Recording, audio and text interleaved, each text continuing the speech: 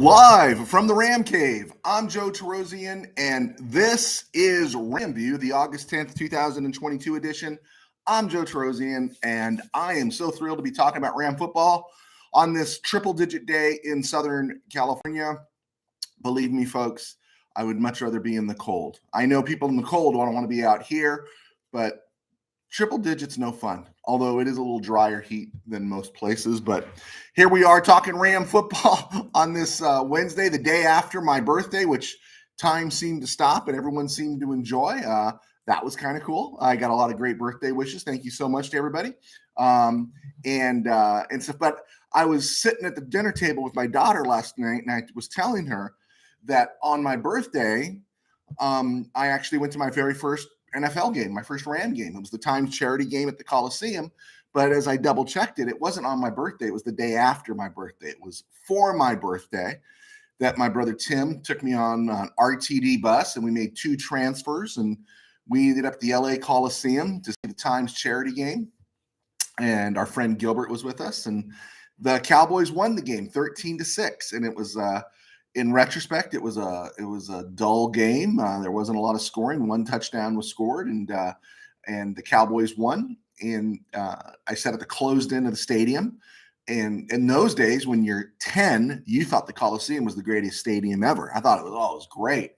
But looking back, it was awful. And the closed end of the stadium, you have to watch action going on at the peristyle end, was terrible. But what I do remember most about that game is, one, there was a man and his wife, they were boyfriend, girlfriend, and this young lady just started looking after me. And somehow she found out my name, and she goes, Joe, are you excited about the Rams? Are you excited to be here? And of course, Brill cream in my hair. I'm all like, yeah. She bought me a bag of peanuts, and my brother teased me about having a girlfriend and stuff. And so I had a great experience at the game. And that started a whole series of games that my brother and I went to, and that was a lot of fun. We're taking the bus. We took the bus from El Monte, San Gabriel Valley, all the way into LA, and such. But what I remember most about that game, the game was timed 6-6 late, and then I don't know who it was for the Cowboys. It might have been Clint Longley. He dumped off a pass to Les Strayhorn, and Les Strayhorn was a very ordinary running back. It lasted a couple seasons in the NFL. He took it up the south sideline, heading towards the closed end, and we're watching him come. And then from the far side of the field, and this must have been like a 60, 70-yard play, from the open end, from the peristyle end, on the opposite side of the field, all of a sudden, out of nowhere, comes Cullen Bryant, who didn't give up on the play. And Cullen Bryant was still a DB in those days. He was returning kicks, and he really hadn't found his role as a running back. And he chased down Les Strayhorn and prevented a touchdown. Now, the Cowboys later scored and won the game. But that was really the moment Cullen Bryant, not his kickoff return for a touchdown in 73 against the 49ers. That was the moment that Cullen Bryant really stood out. And I think it was a week later against the Chiefs in a preseason game, they moved him to running back, and that was the rest of his career. Cullen Bryant was a great Ram. But yeah, I was at my first Ram game on this day 48 years ago. There we go. Okay, there's my creds, right?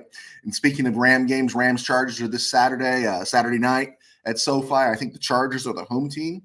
And I was laughing because I was talking to somebody, and they were talking about, and it wasn't an FBI agent raiding the Ram Cave, but I was actually talking to somebody else, and they were saying that it's funny how it changed. That we used to talk about the Rams, like, are we worried about the quarterback? No. The pass rush? No. The receiver? No.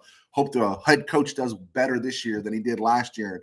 And all those draft picks going to work. There's all this stuff. Is the number 1 draft pick going to work? And all these multitude of things that you're worried about. And what are they going to do? And that's all changed now, and it's gone. Now it's like, we're not, what are they going to do on Saturday night? Now we're interested. Right? We've gone from what are they going to do to we're interested. We're interested about right guard. We're interested about opposite corner of Jalen Ramsey. We're interested in who's going to be the punter. But that level of like, oh my gosh, are they going to be any better this year? We know the Rams are going to be good this year. Barring Matthew Stafford going down with some busted knee or busted shoulder, the Rams are going to be really good this year. And even without him, they're going to be okay, but they're not going to be great. But we're limited now. Now we don't have to worry about the whole broad stuff. Now we're just going right guard. Can you imagine Ram fans in 2015 and 2014 going, "Oh, we just got to get that right guard spot settled," and now we're at this point where all we're worried about is right guard, opposite corner, and punter. Who's gonna do these things, right? And we haven't had to worry about punter for 10 years. So I thought that was pretty interesting. Hey, I did have a brain cloud yesterday that loyal Steeler fan and RamView watcher Rob Sorge, living in Missouri, pointed out to me, and he was right. I listed the top 10 paid safeties, not top 10 best safeties, but top 10 paid safeties in the NFL. And I said only 3 out of the 10 were on playoff teams. Well, it was actually 4. I overlooked Minkah Fitzpatrick for the Steelers. But the Steelers' runs in the playoffs these last couple of years have been so short, you have a tendency to forget that they were in the playoffs, right? I mean, they never go anywhere. I mean, they lost to the Browns and Baker Mayfield, for goodness sake, right? I just don't justify. I know he's looking for every reason to justify giving Rob Sorges, giving Minkah Fitzpatrick 18.2 rocks a year to play safety on a team that's going nowhere. So anyway, I digress. I apologize. That was a mistake. As I was putting this together, we were looking at some of the news wires coming through, because I always check Twitter because I hate it to go on and find out something broke just before I went live here. And we talked about Ryan Jensen being out at center for the Buccaneers. Essentially, pretty much gone the whole year. He hurt his knee second day of practice, and his replacement is a guy named Robert Hainsey out of Notre Dame. He was drafted 3rd round, 96th overall a year ago out of Notre Dame. He's 6'5", 290, a little tall for a center and a little light in this day and age. And then it came across the Twitter. Bucks Wire was reporting that Hainsey was carted off the field with a leg injury, and he was the backup center. He was the center stepping in for Ryan Jensen. And if Hainsey was ready to play, if Hainsey was ready to step in for Ryan Jensen, would the Bucks have signed Jensen for 3 years, 39 rocks at the age of 31? So now they're down Jensen, possibly down Robert Hainsey. And again, why is that important? Well, the Rams play in Tampa on November 6th, week 9. And so that's why it's important, okay? And that means they've lost their 2 starting guards, and they're down to their 3rd center, possibly up the middle, for a quarterback who is not mobile. You know, he could duck out of a rush coming on the edge, step up in the pocket, make a few moves. You can't step up when the center of your offensive line is whacked. Also, a late report that Russell Gage left the field holding his leg for the Buccaneers. And again, why are these things important? Because the Rams play the Buccaneers in week 9. I caught Hard Knocks last night. I've really given up on Hard Knocks, because when it comes to cutting players, they don't want to show players getting cut, and it doesn't seem very hard. Everybody makes the team, right? But what I did see is you saw a lot of Dan Campbell, and I could see why people want to play for Dan Campbell, right? Does it mean the Lions are going to win a Super Bowl? I don't think so. Does it mean the Lions return to respectability? Yeah, I could see it return to respectability.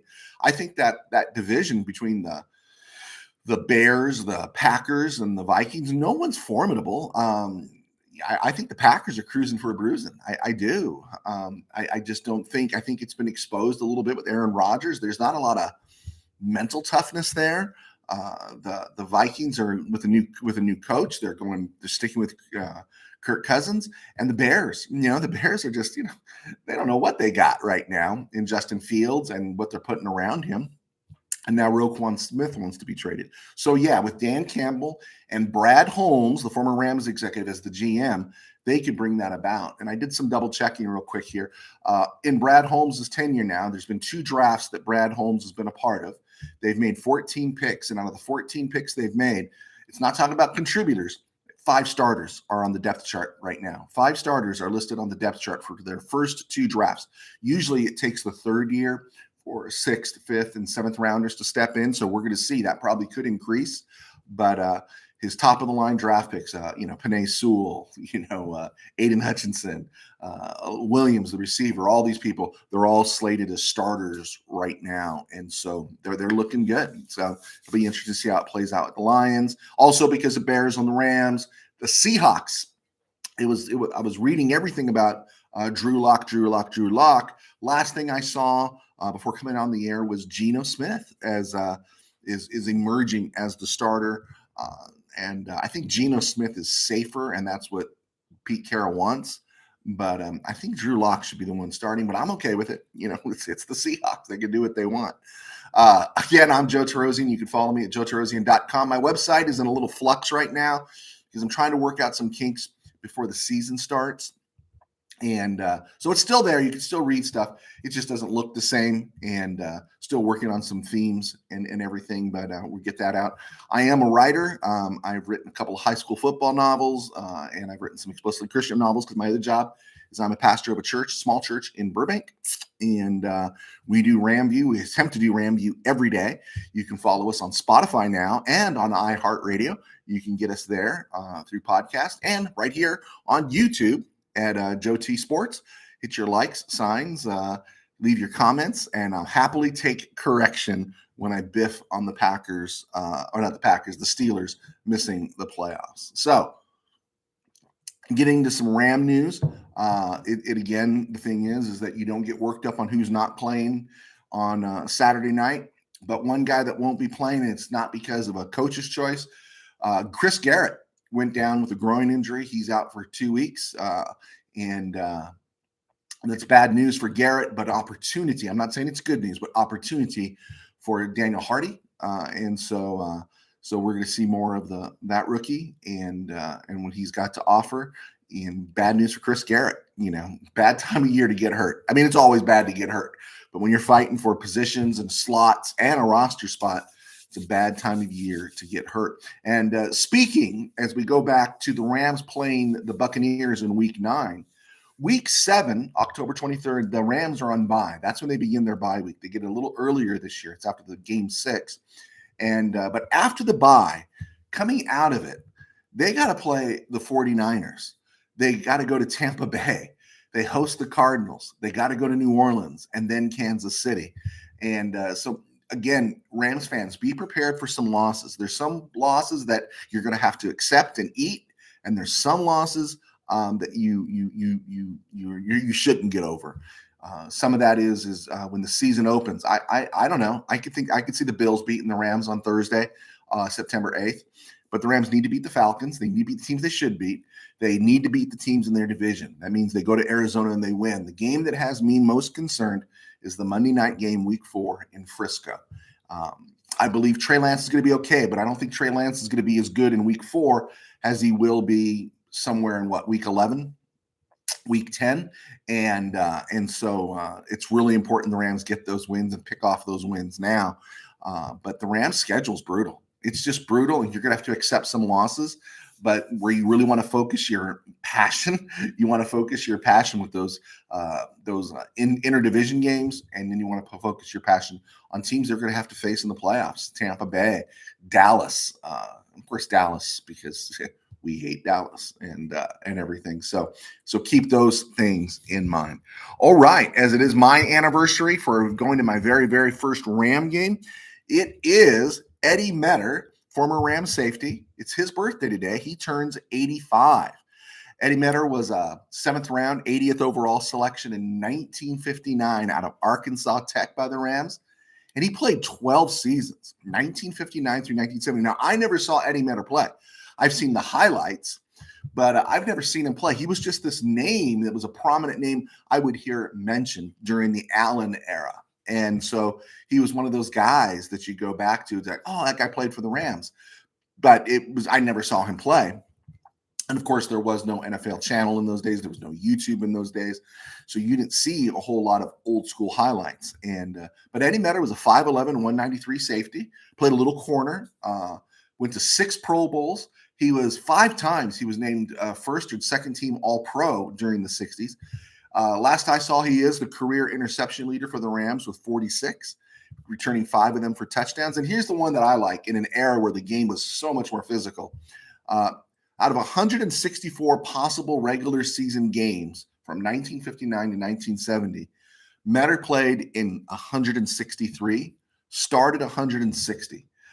A member of the 1960s All-Decade team, and he's the only one of a lot of those famous guys. There's only a handful that didn't make the Hall of Fame. On that 1960s All-Decade team that Eddie Meador was named to, Deacon Jones, Merlin Olsen, Dick Butkus, the safeties, Larry Wilson and Willie Wood, Cardinals and Packers respectively, are both in the Hall of Fame. And Meador is not. And so Meador is on the ballot right now for next Hall of Fame. The next Hall of Fame ballot is one of the veterans. And so it would be really cool to see him get in. Maybe him and Maxie Bond get in to the Hall of Fame finally.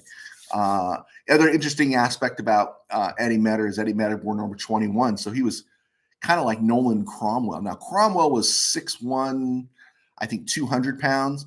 Meador was 5'11", 193.